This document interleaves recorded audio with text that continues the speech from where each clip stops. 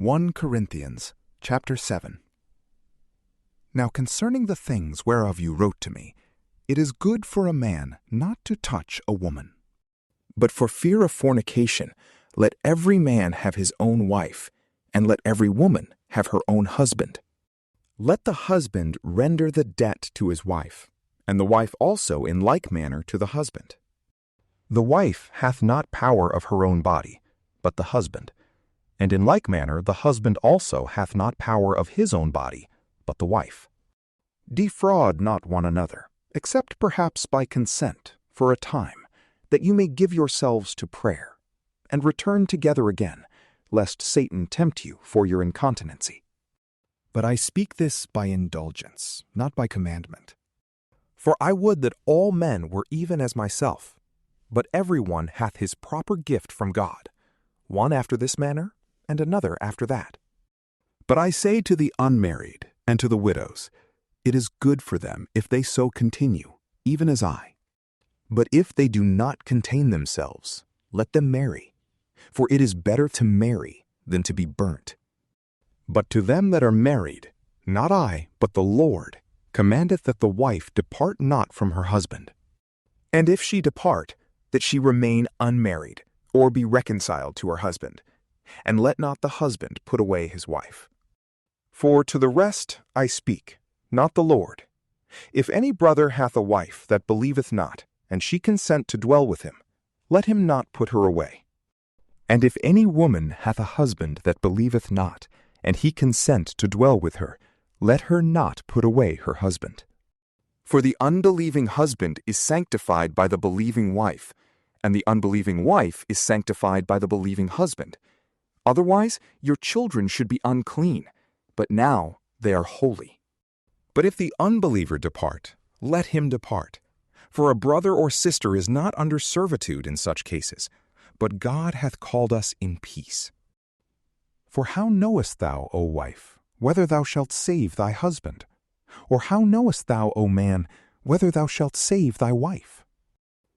But as the Lord hath distributed to every one, as God hath called every one, so let him walk.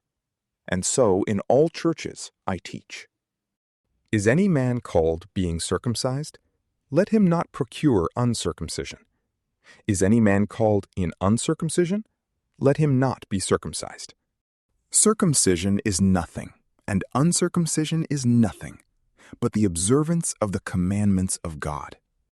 Let every man abide in the same calling in which he was called. Wast thou called, being a bondman? Care not for it. But if thou mayest be made free, use it rather. For he that is called in the Lord, being a bondman, is the freeman of the Lord. Likewise he that is called, being free, is the bondman of Christ. You are bought with a price.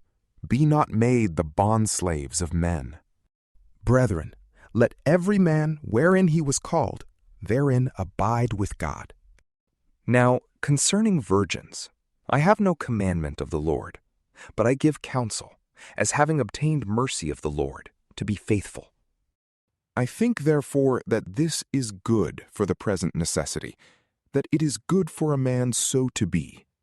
Art thou bound to a wife? Seek not to be loosed. Art thou loosed from a wife? Seek not a wife.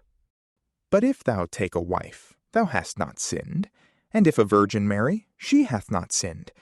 Nevertheless, such shall have tribulation of the flesh, but I spare you.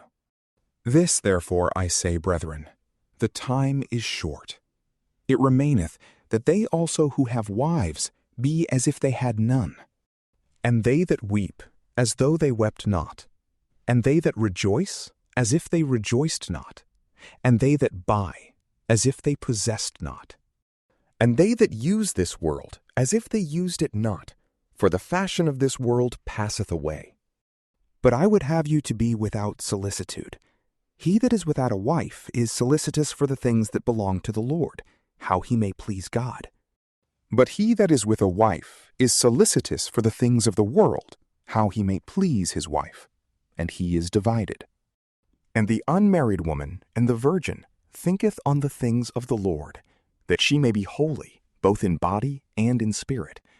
But she that is married thinketh on the things of the world, how she may please her husband. And this I speak for your profit, not to cast a snare upon you, but for that which is decent, and which may give you power to attend upon the Lord without impediment. But if any man think that he seemeth dishonored with regard to his virgin, for that she is above the age, and it must so be, let him do what he will.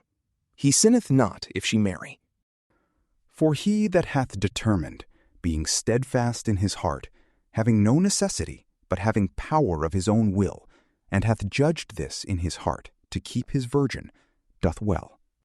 Therefore both he that giveth his virgin in marriage doth well, and he that giveth her not doth better. A woman is bound by the law as long as her husband liveth, but if her husband die, she is at liberty. Let her marry to whom she will, only in the Lord.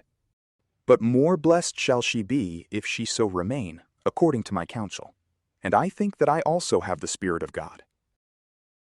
From PrayLamp, peace be with you.